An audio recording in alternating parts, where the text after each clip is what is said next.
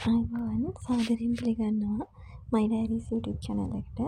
ඔන්න අද අරගෙන ආව වීඩියෝ එක තවත් මම කරපු වෙනස් නිර්මාණයක් ගැන. ඇත්තටම කිව්වොත් අපිට ක්‍රිස්මස් පාටි එකක් තිබුණා. ඒකට යන්න ඇඳුමක් තමයි මට හදාගන්න ඕන වෙලා තිබුණේ. මට ආසාවක් තිබුණා මගේ අර හෝම් කමින් සාරි එක පාවිච්චි කරලා ඒක ටිකක් වෙනස් කරලා අලුත් විදියට මට ඕන විදියට සාරියක් හදාගන්න. මොකද හෝම් කමින් සාරි එකේ මම ටිකක් හෙවි බෝඩර් එකක් දාලා තමයි ඒක හදාගත්තේ. සහ මට ඒක ආයි ඒකම අඳින්න ඕනුනෙත් නෑ. මට ඒක වෙනස් කිරීමේ අවශ්‍යතාවය දැඩිව තිබුණා. ඉතින් මම ආසාවෙන් පාවිච්චි කරන ඇප් එකක් තමයි මේ Pinterest ඇප් එක. මම ඒකෙන් අයිඩියාස් ටිකක් හොයාගත්තා.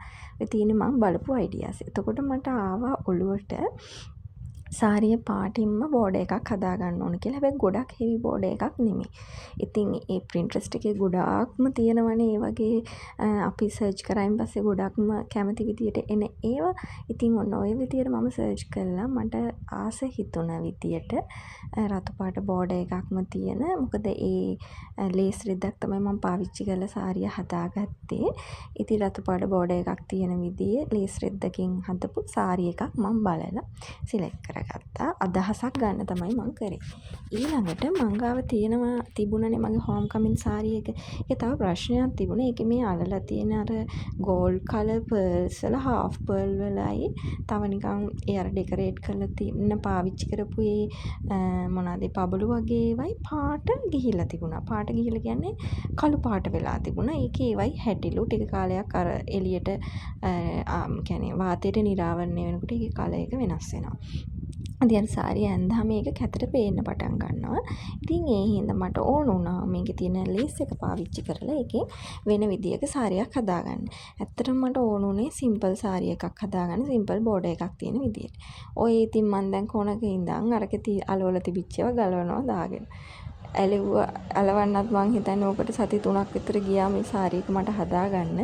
මම වීඩියෝ එකක් කලින් දාලා ඇති මගේ මේ සාරි එක හදපු එක ගැන. ඇත්තට මම මේ වීඩියෝ එක නම් දැන් මේ කවුරු හරි කෙනෙක් බලාපොරොත්තු වෙමින් ඉන්නවා නම් ගෑන් ළමෙක් විදියට තමන්ගේ වෙඩින් සාරි එක තමන්ගේ හෝම් කමින් සාරි එක තමන්ගේ අතින්ම හදාගන්න.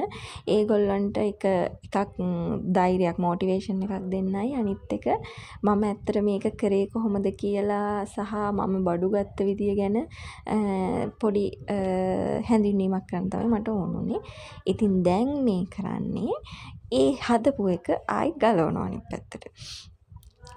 ඉතින් මේකෙ තිබුණේ මුලින්ම මේ මම බෝඩර් එකනේ මේ ඩිසයින් කරගෙන තිබුණේ. කියන්නේ පර්ල් අලවල හදාගෙන තිබුණේ.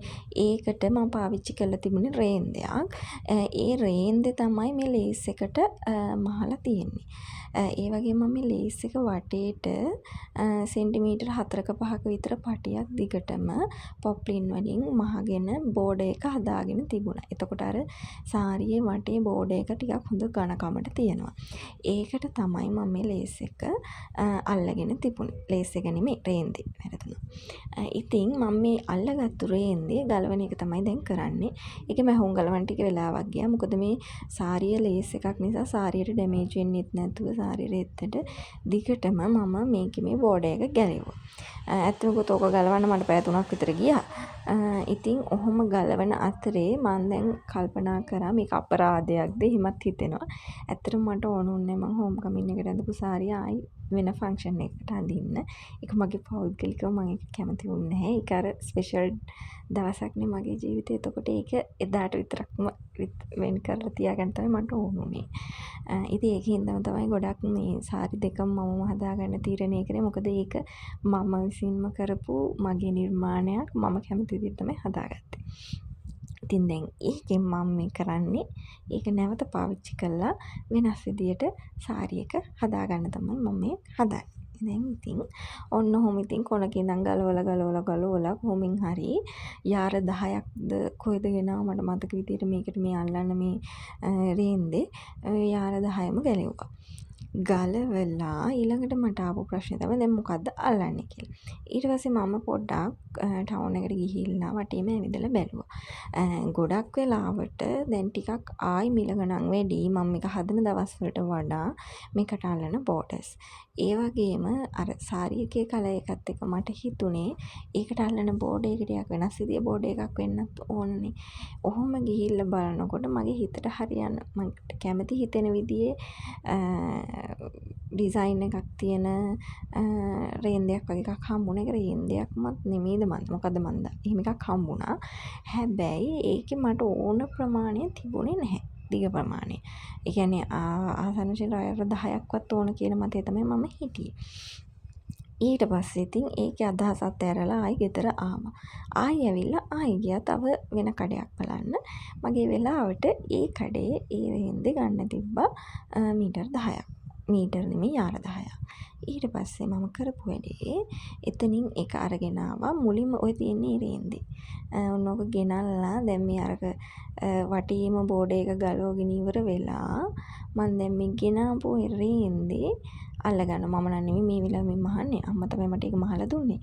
මොකද මේ මට ඉක්මනට මහන්න අමාරුයි. මට ටිකක් හිමින් තමයි මහන්නේ. මොකද මට මැෂින් එකේම ගොඩක් හුරු නැහැනේ ඉතින්. ඉතින් ඒ වුණාට අම්මට ඉක්මනට මහගෙන යත හැකියි.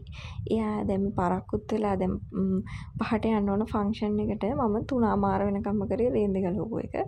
ඊට පස්සේ දැන් ඉතින් ඔන්න ඔය රේන්දේ අම්මා ඔය විදියට අල්ලලා දෙනවා. පේනව නේද? ඒක ටිකක් මන් දන්නේ මට ඒකට ආස හිතුණා දැක්කම. කියන්නේ ගොඩක්ම ලස්සනයි කියන්න බෑ. හැබැයි මට ඒකට ආස හිතුණා. කියන්නේ මම ඔළුවේ තියන් හිටියේ මෙන්න මේ වගේ එකක් තමයි මම හදාගන්නේ කියලා. අන්න ඒ විදිය එකක් මට ලැබුණා. ඉතින් ඔන්න ඔය විදියට පොට දාන පැත්තට ඩබල් ලයින් එන්නත් අනිත් පැත්තේ කියන්නේ පොට වැටිලා යට පැත්තට තනි ලයින් එන විදියට ඔන්න ඔය රේන්දේ අල්ලගත්තා. ඊළඟට මම මේ වීඩියෝ එකේ අගට දාලා තියන්නම්. එදා ඉතින් අපේ ෆන්ක්ෂන් එකට ගිහිල්ලා ඒකේ ගත්තු වීඩියෝ එකක් මගේ හස්බන්ඩ්ුයි. ඉතින් මේ වගේ තවත් වීඩියෝස් බලන්න ඔයගොල්ලෝ කැමති නම් මගේ channel එකත් එක්ක එකතු වෙන්න කියලා ආරාධනා කරනවා. එහෙනම් තව වීඩියෝ එකකින් හමු වෙනකම් ගිහින් එන්න. වීඩියෝ එක අන්තිම වෙනකම් බලන්න කියලා ආරාධනා කරනවා. මගේ channel එක subscribe කරන්න, like කරන්න, comment කරන්න, share කරන්න. ගිහින් එන්න.